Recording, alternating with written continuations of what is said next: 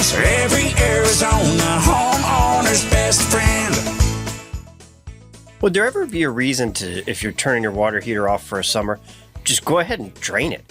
We were talking previously about how to flush your water heater. Would you just flush it, leave it completely empty, go away, and then when you come back, fill it up and go? You could, yes. You could definitely, if you want to drain that thing, most definitely drain it.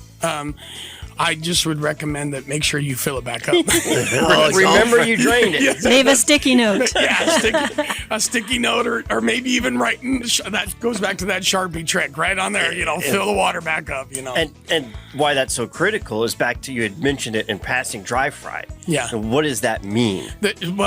Dry fire is basically if an element has a heating element. And a heating element on electrical. These will be electrical water heaters only, and it sticks inside the water heater. If it does not have any water around it, it will basically turn hot into an element and just pop. It will break. It will break continuity, and you will not have any hot water.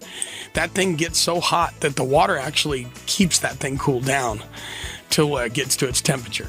But when it has air or any type of air around it, or even just open to the element, it will pop right away. Which means you're now buying a new heating element. Now you're buying new heating elements, yes. Rosie on the house, every Arizona homeowner's best friend.